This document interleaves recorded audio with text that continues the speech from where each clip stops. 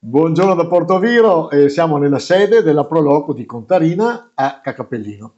Voi state rianimando un borgo dimenticato perché erano più o meno 20 anni che qua c'era addirittura un laboratorio di confezioni, un laboratorio di una stireria, però siete riusciti a rianimarlo. È nei vostri progetti cercare di rivalutare i nostri borghi che scopriamo che la provincia di Rovigo non è così giovane come si pensa, quindi abbiamo Cacapellino da una parte, Porto Levante dall'altra parte nel comune o nell'isola di Ariano Santa Maria Maddalena, Santa Maria in Punta, scusate. Eh, è uno dei vostri progetti e ci state riuscendo? Da sempre è sempre stato un nostro pensiero, no? Una nostra idea e soprattutto rivendicare l'identità e l'autenticità delle radici.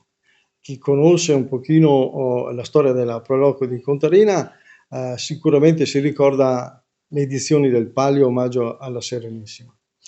Ma si ricorda anche nel momento in cui abbiamo presentato esattamente a settembre 22 la nuova Proloco di Contarina, l'idea del borgo Proloco. L'idea del borgo nasce esattamente proprio da questi insiemi di idee, insieme di persone che in qualche modo hanno condiviso e condividono questo tipo di pensiero. Quindi formare tutta una attività all'interno di un progetto proprio denominato per noi Borgo Proloco. Quindi dal palio, dalla idea del cinematografo in omaggio alla famiglia Bernusso Luigi.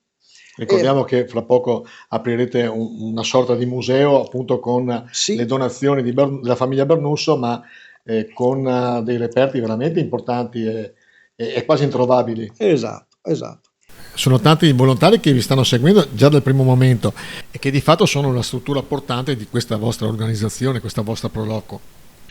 Siamo reduci da 4 giorni dove la Proloco era compartecipe, però che sedimenta, dove una cooperativa di Padova ha scoperto e ha fatto questo bellissimo. E la gente si è accorta che è un palco naturale importante. Su questo avete dei progetti particolari? So che fate anche raduni delle moto, un sacco di cose. Quindi questa qua è stata una scelta calibrata o a caso Cappellino è diventata così importante?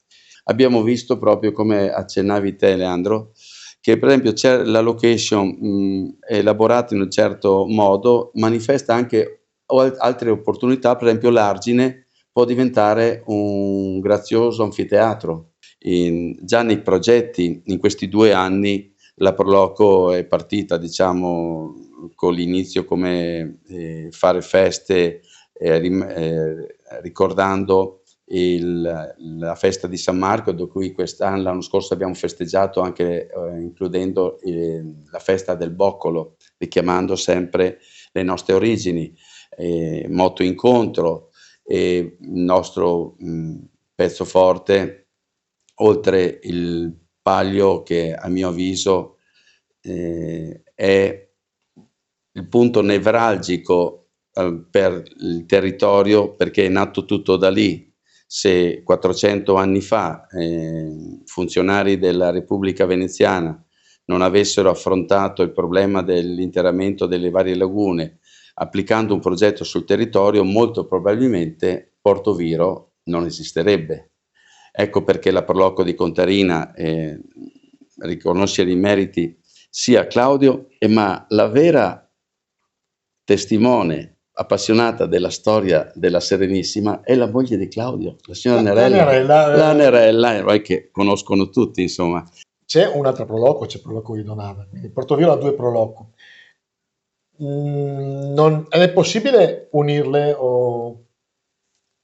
Allora, Lo chiedo sia a te che al Presidente. Ecco, io ti do una risposta molto, molto superficiale, poi passiamo la parola al Presidente che lui è in materia. E le due Proloco appartengono a due associazioni diverse a livello nazionale. Una è Una è Umpli. Umpli e l'altra è Empli. Una è Unione Nazionale Proloco Italia e l'altra Ente Nazionale Proloco Italia. Hai capito? Veramente sono due associazioni nazionali. Un territorio importante come Portoviro è difficile pensare che in qualche modo un'unica associazione possa a livello di volontariato gestire tutto il territorio o quanto mai offrire servizi, attività, volontariato in genere, insomma, perché è un territorio molto vasto. Due associazioni operano meglio, ma io rivendico sempre e comunque l'identità. Gli amici di Donada resteranno sempre e comunque sul territorio di Donada e i prolochiani resteranno di Contarina, resteranno sul territorio di Contarina. Fare una proloco sola non è sbagliato, non è impossibile, è questione di volontà.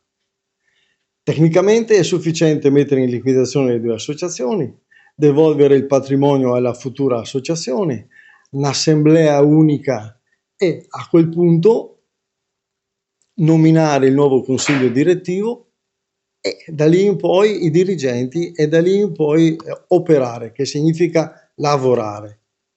Perfetto, spiegato anche questo arcano. Omaggio, palio, omaggio alla Serenissima, l'appuntamento sarà qua, data?